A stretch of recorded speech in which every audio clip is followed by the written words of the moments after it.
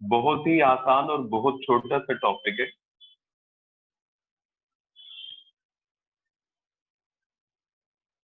Calculation of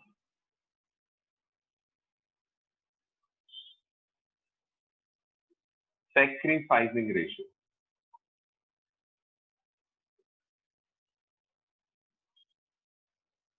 topic number है जी 2, calculation of sacrificing ratio. हालांकि मैं आपको ये बता दूं कि ये टॉपिक हम पहले ही कवर कर चुके हैं। जो रेशियोज हम सीख रहे थे उसमें मैंने आपको सैक्रिफाइसिंग रेशियो भी निकालना सिखाया था। फिर भी ऑफिशियली नोट्स बनाने के लिए मैं आपको यहाँ फिर से बताऊंगा। देखो मेरे बच्चे, सैक्रिफाइसिंग रेशियो का फॉर्मूला होता है old ratio minus new ratio.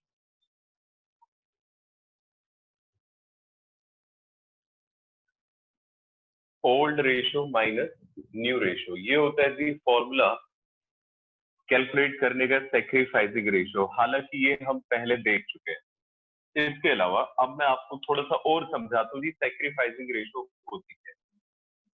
बेटे ये वो रेशियो होती है जिस रेशियो में पुराने पार्टनर अपना शेयर सैक्रिफाइस करते हैं, छोड़ देते हैं towards new partner.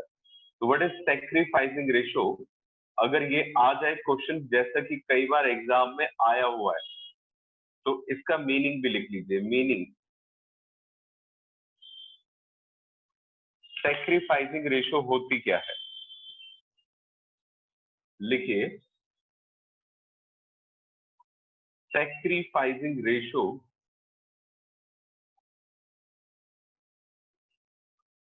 is that ratio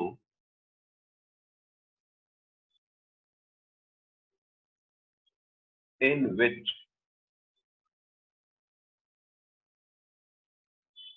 old partner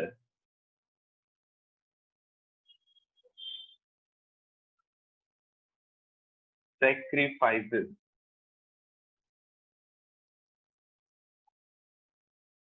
his share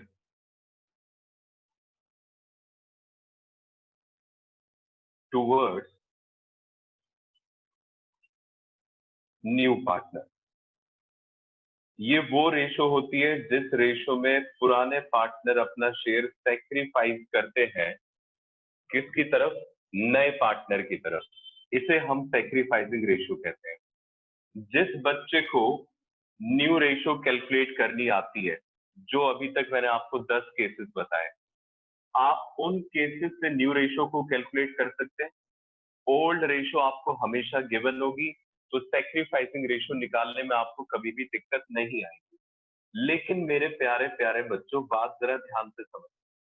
हमें असल में सैक्रिफाइसिंग रेशो अगले टॉपिक में, जो कि गुडविल वाला टॉपिक है, उसके अंदर चाहिए होगी।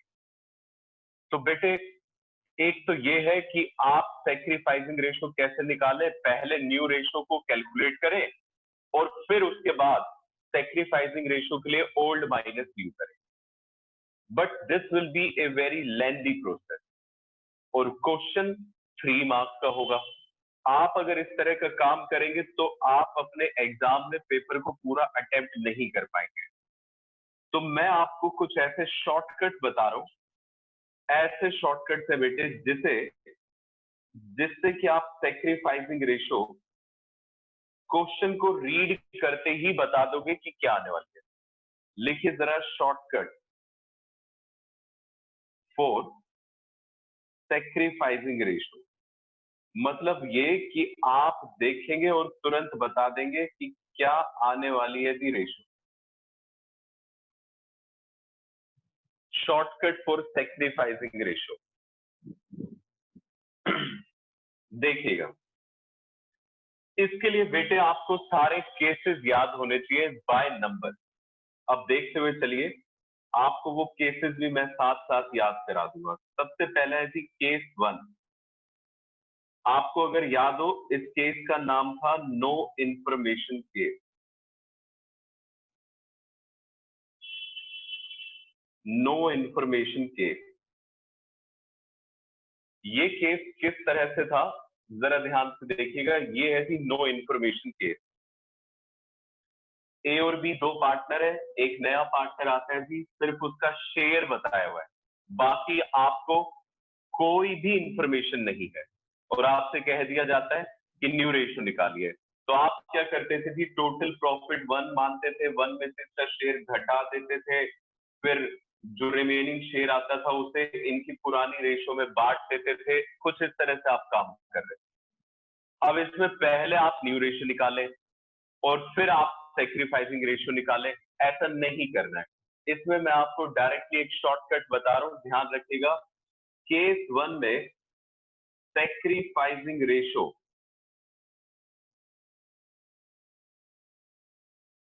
क्या रहेगी, always old ratio. Sacrificing ratio हमेशा ही इसमें क्या रहने वाली है थी, ओल्ड रेशियो। ओके, सेकंड देखिएगा, केस 2। अब केस 2 याद करो जरा। केस 2 था जिसमें फ्यूचर रेशियो गिवन होती थी। इस केस में और इस केस में एक अंतर था, जरा ध्यान से देखते हुए चलिए। ये रहा थी second case, future ratio for partners is given. देखिए जरा, पहले और दूसरे केस में क्या अंतर है। यहाँ पे आपको रेशियो 3:2 बता दी गई, सी का शेयर 1/6 है। ए और बी ने डिसाइड किया कि वो फ्यूचर प्रॉफिट को इक्वली डिवाइड करेंगे। एक इस लाइन का अंतर है जी पहले और दूसरे केस। तो बेटे ऐसी सिचुएशन में सिर्फ होता ये था, आप जो रिमेनिंग शेयर कैलकुलेट करते थे, जितना भी आपका रिमेनिंग शेयर आता था, जैसे कि ये 5/6, आप पहले पहले क्या करते थे, पहले वाले केस में इसे उठा के ओल्ड रेशियो में बांट देते थे। और लॉजिक क्या होता था, हम ये पूछते थे जी ये जो रिमेनिंग शेयर है बताओ ए और बी आपके बीच में हम किस रेशियो में इसका बंटवारा करें। उनकी तरफ से कोई जवाब आता नहीं। तो बेटे जब जवाब नहीं आता तो हम मजबूर हैं उसे ओल्ड रेशियो में बांटने के लिए। लेकिन यहां पे उन्होंने जवाब दे दिया, इस वाले केस में वो कहते हैं साहब हम फ्यूचर में इक्वली बांटेंगे। तो बेटे फ्यूचर में इनका शेयर कितना रहने वाला है, 5/6, क्योंकि 1/6 सी को दे दिया था, तो इसे हम इक्वली डिवाइड करते थे। तो अब इसमें हम सेक्रीफाइसिंग रेशियो डायरेक्टली कैसे निकालें, तो अब जरा ध्यान से देखिएगा। ये एक ऐसा केस है जिसमें सेक्रीफाइसिंग रेशियो डायरेक्टली नहीं निकल सकती है, आपको इसमें कैलकुलेशन करनी ही पड़ेगी। जहां कहीं पे भी मैं कैलकुलेशन लिखूंगा, मतलब उन केसेस में आप पहले न्यू रेशियो निकालेंगे और उसके बाद ही आप सेक्रीफाइसिंग रेशियो निकाल पाएंगे। क्या इतनी बात आप सबको समझ में आ गई? बोलिए जल्दी से। Yes sir. अब जरा देखिएगा केस नंबर 3। केस नंबर 3 था, one partner retain original share. एक पार्टनर अपना ओरिजिनल शेयर रिटेन करके रख लेता है। केस 3 ये था। देखिए जरा, मैं आपको दिखाऊंगा केस 3 और उसके बाद ही मैं आपको बताऊंगा कि आप डायरेक्टली इसमें सेक्रीफाइसिंग रेशियो कैसे निकाल पाएंगे। केस नंबर 3 देखते हुए चलिएगा। ये रहा जी बेटे case 3। When one of old partner retained his original share in new firm।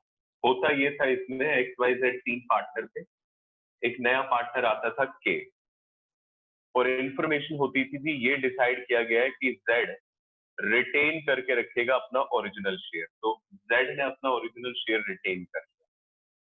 तो इसका मतलब ये है के को जो शेयर देंगे वो कौन कौन देंगे, एक्स और वाई।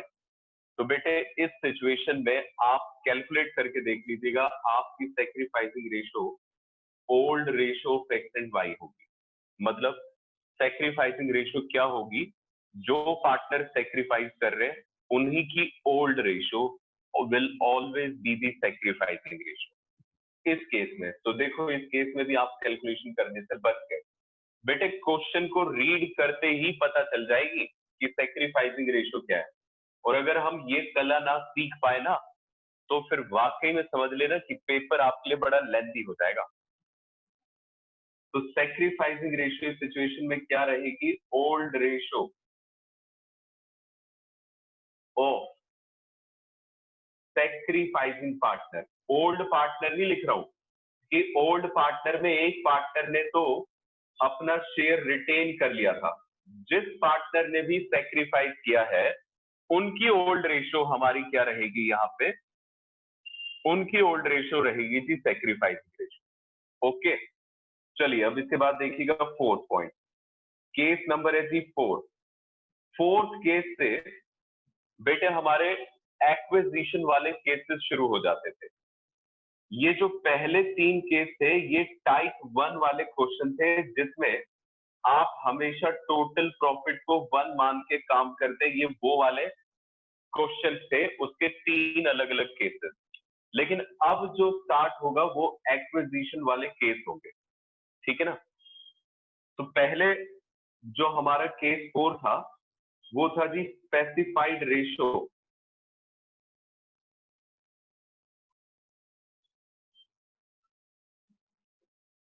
For acquisition.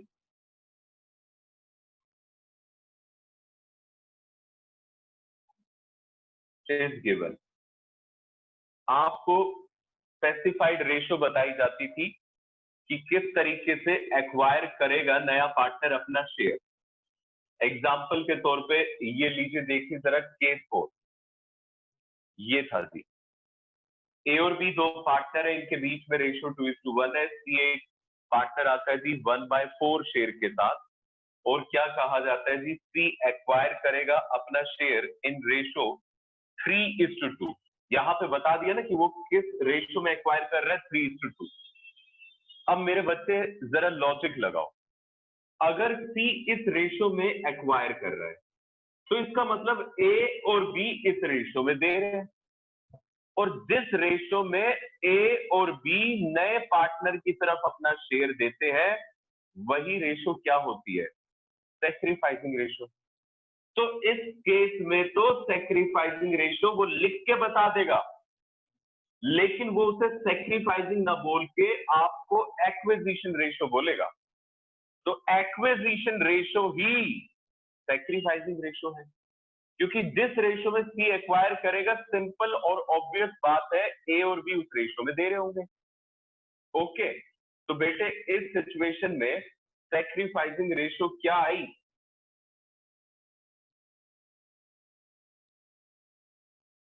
डायरेक्टली पता चलना चाहिए। Sacrificing ratio is equal to acquisition ratio,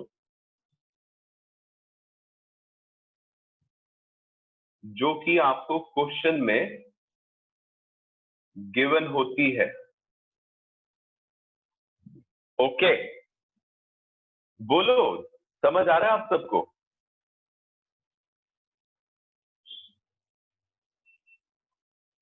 हाँ जी बेटे बताइए, किसी भी बच्चे को अगर डाउट है तो। समझ आ रहा है सर। ओके बेटे जी, चलिए देखिए जरा, केस नंबर है 5।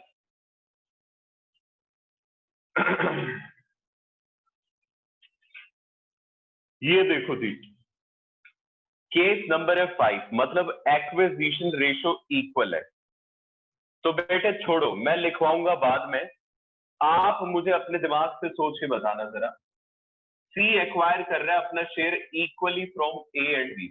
सी अगर इक्वली एक्वायर कर रहा है तो ए और बी किस रेशो में दे रहे होंगे, ऑब्वियसली 1:1। यस, और यही रेशो क्या रहने वाली है जी, सैक्रिफाइस रेशो। सैक्रिफाइस। जी, तो लिखिए जरा, केस नंबर 5 है हमारा एक्विजिशन इन इक्वल रेशो। तो बेटे सैक्रिफाइसिंग रेशो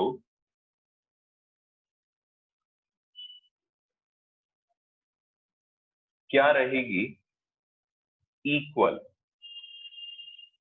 या फिर आप इसे कह सकते हैं जी वही एक्विजिशन रेशो। बेटे ये जो एक्विजिशन इंफॉर्मेशन वाले क्वेश्चन है ना, इसमें हमेशा ही एक्विजिशन रेशो आपकी क्या होती है? Sacrificing ratio. And logic is very simple and obvious. ऐसा इस वजह से होता है क्योंकि जिस रेशो में पार्टनर ने सेक्रीफाइस किया, सॉरी एक्वायर किया, उसी रेशो में पार्टनर ने क्या किया होगा? जिस रेशो में पार्टनर ने एक्वायर किया, नए पार्टनर ने, उसी रेशो में क्या किया गया होगा जी? सेक्रीफाइस। बस इस लॉजिक की वजह से यही रेशो क्या रहती है हमारी? Sacrificing ratio. ओके, चलिए अब इसके बाद देखिए केस नंबर 6।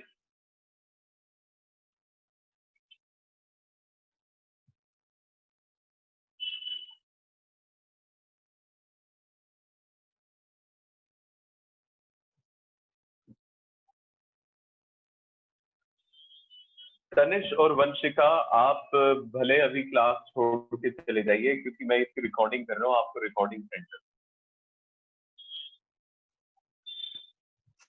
और कोई अगर नहीं देखना चाहे तो देख सर, लीजिए। क्या कह रहे हैं जी? कोई नहीं अभी देख लेंगे। जी ठीक है।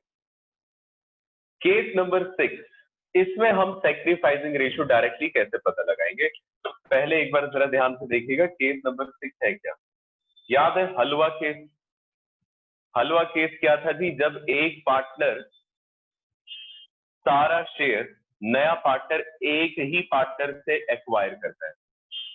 नया पार्टनर सारा का सारा शेयर एक ही पार्टनर से एक्वायर करता है। तो बेटे देखो, मुझे लगता है कि आपको बताने की जरूरत नहीं है, आप मुझे खुद बता पाएंगे।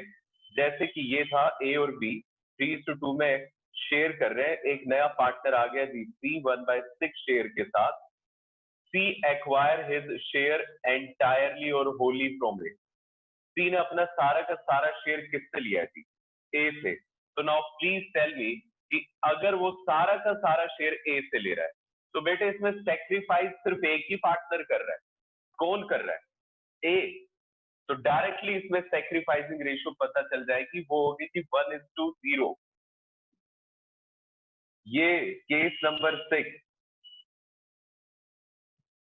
हलवा केस है जी हमारा। हलवा केस यानी कि acquisition entirely from one partner। सारा का सारा एक्विजिशन एक ही पार्टनर से किया गया है, ठीक है जी। तो देखो बेटे इसमें डायरेक्टली सेक्रीफाइसिंग रेशो कैसे आपको पता चलेगी। Sacrificing ratio is equal to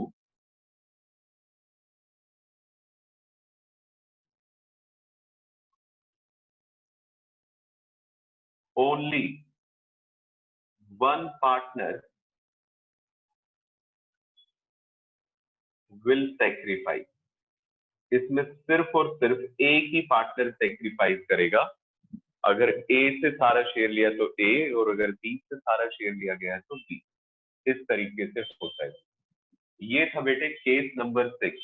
ये यहां तक इन 3 केसेस में मैं आपको बता दूं कि मैंने सेकंड टाइप के क्वेश्चंस को कवर किया है।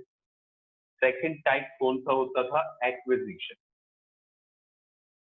Type 2 acquisition. अगर आप एक्विजिशन वाले केसेस में बात करें कि डायरेक्टली क्वेश्चन को रीड करते ही कैसे पता चलेगी रेशो, तो एक सिंपल लॉजिक को ध्यान रखें। जिस रेशो में एक्वायर किया गया होगा, ऑफ कोर्स उसी रेशो में पुराने पार्टनर ने अपने शेयर को सेक्रीफाइस किया होगा, तो वही इसमें सेक्रीफाइसिंग रेशो है। और पहले 3 केसेस में मैंने आपको क्या बताया कि पहले केस में सैक्रिफाइसिंग रेशियो हमेशा ही ओल्ड रेशियो होती है। दूसरा केस जो कि आपका फ्यूचर रेशियो जिसमें गिवन होती है, इसमें आपकी सैक्रिफाइसिंग रेशियो डायरेक्टली पता नहीं चल सकती, आपको कैलकुलेशन पे ही निर्भर होना पड़ता है। मतलब आप न्यू रेशियो की कैलकुलेशन करते हैं और फिर आप सैक्रिफाइसिंग रेशियो निकालते हैं, तो इसमें मतलब आपको न्यू रेशियो की कैलकुलेशन करनी ही पड़ती है। ठीक है जी। तो एक ये वाला केस है जिसमें हमें डायरेक्टली पता नहीं चलता। उसके बाद है कि case 3, one partner retain original share. तो इसमें मैंने आपको बताया कि जिस पार्टनर ने ओरिजिनल शेयर रिटेन किया है, ओल्ड पार्टनर की कैटेगरी से उसे हटा दीजिए। जिन ओल्ड पार्टनर्स ने सेक्रीफाइस किया, बस उन्हीं की रेशियो क्या रहने वाली है, सेक्रीफाइस। तो इस तरीके से आप कैलकुलेट कर पाएंगे sacrificing ratio directly in 6 cases में। हालांकि हमारे पास कुल मिला के 10 केसेस है। तो अब देखते हैं केस नंबर 7। केस नंबर 7 था बेटे जी सरेंडर वाला केस। सरेंडर या फिर sacrifice information is given।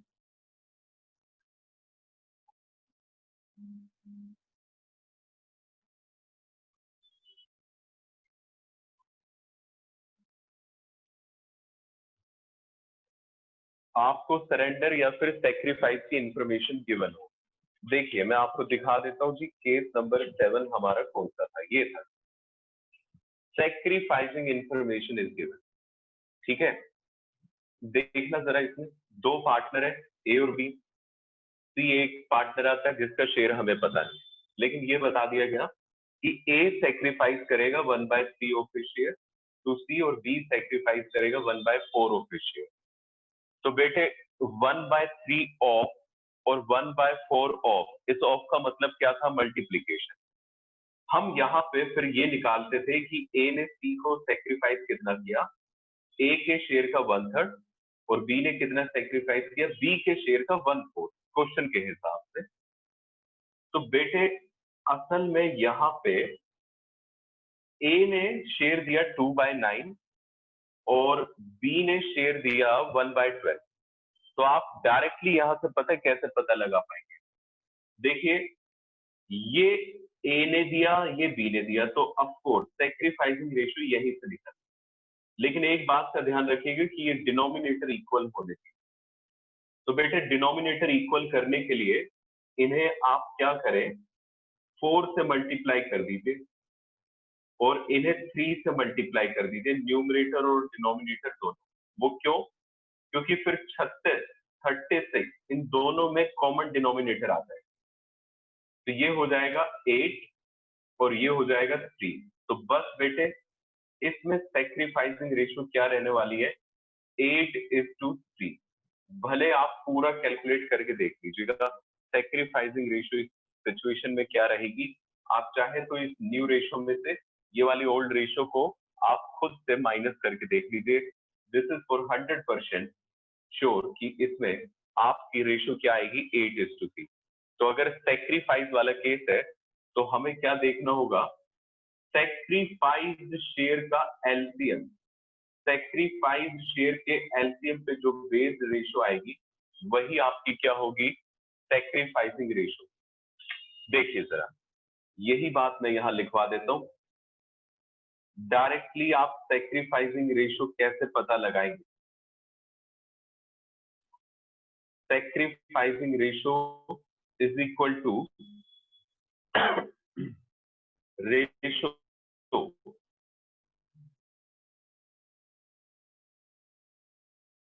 calculated from LCM of sacrifice share। बेटे ये एलसीएम मैंने इसलिए लिखा है कि आपको ये बात ध्यान रहे कि डिनोमिनेटर इक्वल होना चाहिए। ठीक है जी, ये था हमारा केस नंबर 8 जिसमें आप सेक्रीफाइसिंग रेशियो डायरेक्टली कैसे पता लगाएंगे। अब ऐसी केस नंबर 9, केस नंबर 9 था हमारा फ्रॉम वाले केसेस, फ्रॉम वाले केसेस। फ्रॉम वाले केस में अगर आपको ध्यान हो तो हमने इसमें दो केस करे थे। एक जिसमें फ्रॉम का मतलब होता है मल्टीप्लाई, तो इसमें सैक्रिफाइसिंग रेशो कैसे आएगी? सैक्रिफाइसिंग रेशो डायरेक्टली कैसे पता चलेगी? अब जरा देखिएगा। पहला है फ्रॉम का मतलब मल्टीप्लीकेशन, ठीक है जी, ये वाला केस है। अच्छा, ये केस नंबर 8 है, गलती से मैंने इसे 9 लिख दिया। This is case number 8। From वाले केस में ये वाला केस 8, ये केस नंबर 8 है जी। फ्रॉम का मतलब क्या है? मल्टीप्लीकेशन। तो बेटे देखो जरा, कहाँ गया जी केस नंबर 8? ये रहा। फ्रॉम का मतलब मल्टीप्लीकेशन। इसमें इंफॉर्मेशन कुछ ऐसे होती है कि ए और बी दो पार्टनर है। सी एक नया पार्टनर आया जी 1/6 शेयर के साथ। सी एक्वायर कर रहा है अपना शेयर कैसे? 1/3 from A and 2/3 from B. तो बेटे जिस तरह से सी एक्वायर कर रहा है, बस ये देख लो डिनोमिनेटर इक्वल हो, तो जिस रेशो में वो एक्वायर कर रहे हैं उसी रेशो में ए और बी ने अपने शेयर दिए होंगे। तो यही रेशो क्या रहने वाली है? Sacrificing ratio. So what will be sacrificing ratio? Acquisition ratio, subject to equal denominator। ठीक है जी, बस डिनोमिनेटर इक्वल होने जरूरी है। तो यहाँ पे सैक्रिफाइसिंग रेशियो होगी जी एक्विजिशन रेशियो।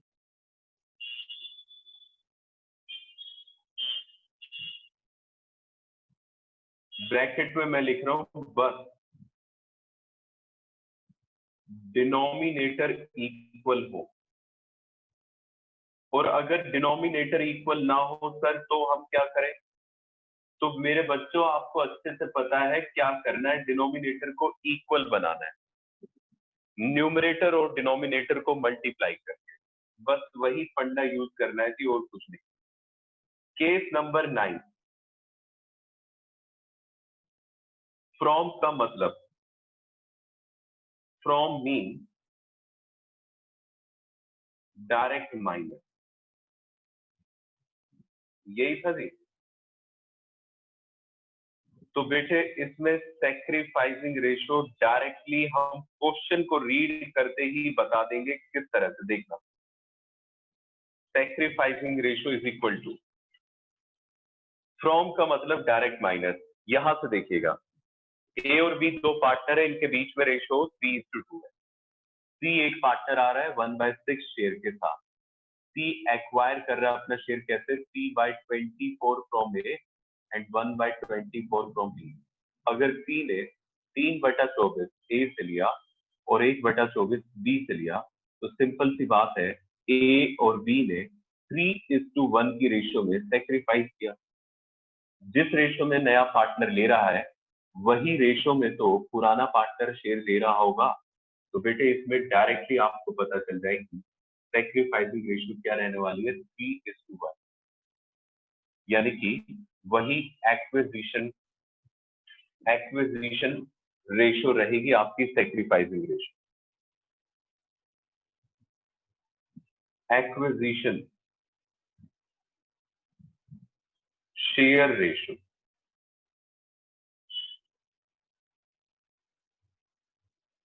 लेकिन इसमें भी आपको ध्यान रखना है कि डिनोमिनेटर क्या होना चाहिए? Must be equal. ठीक है जी। अब है बेटे केस नंबर 10, जो कि हमने लास्ट क्लास में किया था, हॉट्स वाला, याद है? जिसमें बेटे आपके कान से धुआं निकल आया था, ये वाला केस। अगर ये वाला केस हो जिसमें ये कहा जाए कि सी को एडमिट किया गया, ये डिसाइड किया गया कि रेशियो बिटवीन बी और सी सेम रहेगी as existing between A and B, तो बेटे भी ऐसी सिचुएशन में समझ लीजिए हॉट्स वाले केस में सैक्रिफाइसिंग रेशियो डायरेक्टली पता चल नहीं सकती। सैक्रिफाइसिंग रेशो में डायरेक्टली किसी भी तरीके से नहीं पता चलेगी, आपको इस पे भी कैलकुलेशन पे ही डिपेंड होना पड़ेगा। ये थे जी हमारे 10 केसेस, और उन 10 केसेस में डायरेक्टली सैक्रिफाइसिंग रेशो कैसे पता लगाया जाए, ये टॉपिक था। पहली तो एक चीज ये कि हमें क्या जरूरत है डायरेक्टली सैक्रिफाइसिंग रेशो पता लगाने। बेटे देखो, सैक्रिफाइसिंग रेशो वैसे तो निकलती है इस फॉर्मूले से, old ratio minus new ratio. और अगर आप इस फॉर्मूले से कैलकुलेट करने लगेंगे तो एक बात अपने दिमाग में पल्ले बांध लीजिए, आने वाले जो क्वेश्चन है, अगला जो टॉपिक है गुडविल, उसमें सैक्रिफाइसिंग रेशो ही सारा काम कर रही है। तो बेटे जी आपको उसमें डायरेक्टली सैक्रिफाइसिंग रेशो निकालनी आनी जरूरी है, 100% जरूरी है जी आपको निकालनी आनी। तो मैंने आपको बस ये बताया कि ये जो 10 केसेस न्यू रेशो के हैं, अगर इसमें से आप कोई भी एक केस रीड कर लेंगे, आपको बिना कैलकुलेशन के रीड करने से डायरेक्टली सैक्रिफाइसिंग रेशो पता चल जाएगी। ये बहुत अच्छे से पढ़ लीजिएगा, क्योंकि अगले केस, अगले टॉपिक में अगर आपको ये सारी चीजें डायरेक्टली निकालनी आती है तो बेटे अगला टॉपिक आपके लिए बहुत आसान। ठीक है जी, बस एंट्रीज आपको समझनी है, वरना बच्चे उसमें बड़ा लेंथी काम करके आते हैं। 3 मार्क्स का क्वेश्चन आएगा, उतना लेंथी काम नहीं करना है, इसलिए डायरेक्ट सैक्रिफाइसिंग रेशो हमें पता लगानी आनी चाहिए। ये पूरी क्लास में मैंने आपको बस यही बताया कि आप डायरेक्टली कैसे पता लगाएंगे। 10 के 10 केसेस में मैंने आपको बता दिया कि आप क्वेश्चन को रीड करते ही पता लगा देंगे कि what will be the sacrificing ratio. हाँ, 2 ऐसे केसेस हैं इन 10 में से, एक केस नंबर 3 और एक है केस नंबर 10, जिसमें डायरेक्टली कभी भी पता नहीं चलेगा, यहां आपको कैलकुलेट करना ही पड़ेगा। बस ये थी हमारी आज की क्लास। ये मेरे पास रिकॉर्डिंग सेव है, मैं आपके पास ये फिर से शेयर करूंगा। अगर किसी बच्चे को ये समझ में ना आया हो तो ये वहां से देख ले, और जिन बच्चों ने अटेंड नहीं किया आज की क्लास, उनके लिए बहुत जरूरी है कि वो इसे देख। कोई होमवर्क है नहीं, कल हमें गुडविल का टॉपिक शुरू करना है, उसके लिए ये टॉपिक बहुत ज्यादा इंपॉर्टेंट है। एक और बात मैं आपको बता दूं, ये जो मैंने आपको टॉपिक कराया है शॉर्टकट वाला, ये किसी भी बुक में आपको देखने को नहीं मिलेगा। ठीक है जी, वो बुक वाले तो ये कहते थे आप ओल्ड माइनस न्यू करो, बस बेटे इसी में फंस के रह जाता है बच्चा फिर। तो बस आज की क्लास यहीं पे एंड करते हैं, कल फिर हम गुडविल करेंगे जी। ये मैं आपको रिकॉर्डिंग सेंड करूंगा, आप बिल्कुल चिंता ना, और ये नोट्स की फोटोज भी मैं आपके ग्रुप पे सेंड करने वाला हूँ। ओके, हाँ वर्षिका बोलिए, कुछ कहना चाहते हैं? बता दो। हाँ, WT का सिलेबस अभी तो बहुत दूर है, कल मैं आपको बता दूं। ठीक है, ठीक है। ओके जी, बाय।